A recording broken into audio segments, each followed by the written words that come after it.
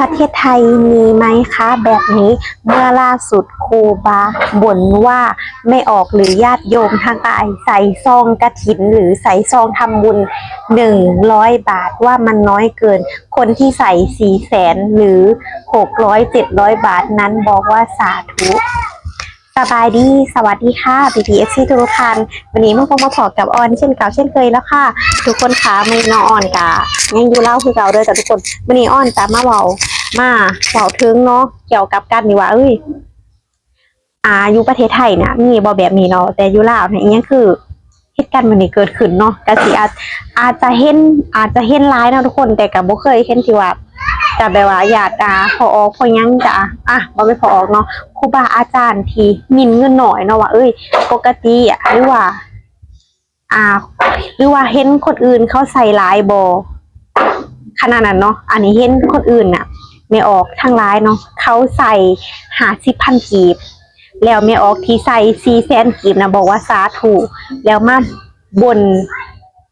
นว่าอีหยังคือซอยหน่อยแทะอีหยังประมาณนี้เนาะในความหมายนะทุกคนออนก็เลยคิดว่ามันแม่นอยู่ตีแบบนี้เนาะเพื่อบ่ให้เป็นการเสียเวลาได้ให้ฟังคลิปสั้นๆกันเลยจ้าอาจารย์แก้ผงซองเอาซองของคำจิดาเพิ่นเฮ็ดได้เนี่ยของบ้านคำจิดาเมืองจำพรงานบุญตะเข่าเท่าไดนี่400,000โอ้400,000นะเป็นเฮ็ดซอง200,000 400,000เนาะอนุโมทนาบุญเด้อไม่ออกใจกว้างเลยเจ้าศรัทธาเพิ่นให้พระสงฆ์ถูกต้องแล้วนี่อนุโมทนาบุญหลายๆจังซี่แหละไปเห็นบางหม่องนะ250,000มันโพดกะล้อเหตุบุญเหตุทานอันนี้สมควรได้นี่คำจิดาบทธรรมดาเด้อย่องแล้วย่องอีกแช่ต่อสาธุงานคำจิดาซองถวายครูบาอาจารย์เพื่อหัดใช้สาธุนี่สาธุ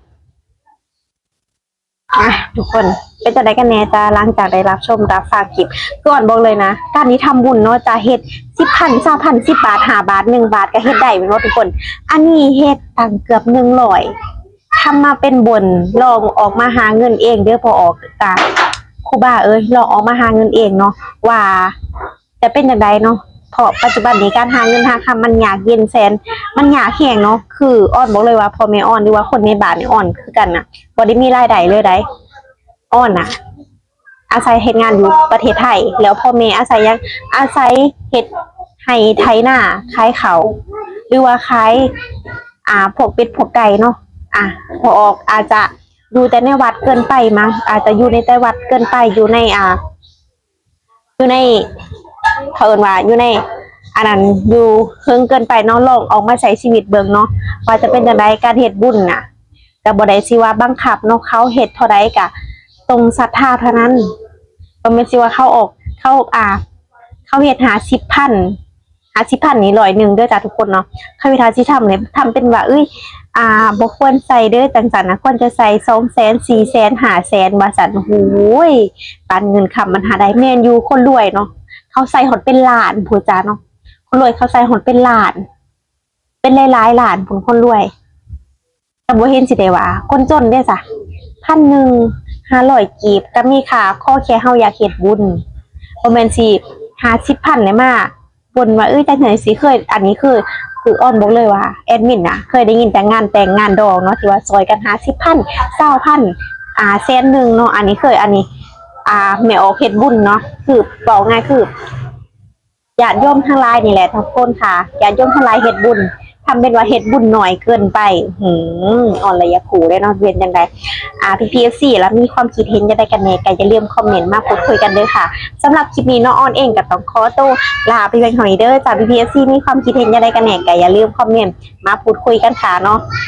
ออนก็เพิ่งเห็นนี่แหละว่าเฮ็ดบุญน้อยก็ผิดเพิ่นเนาะเฮ็ดบุญหลายก็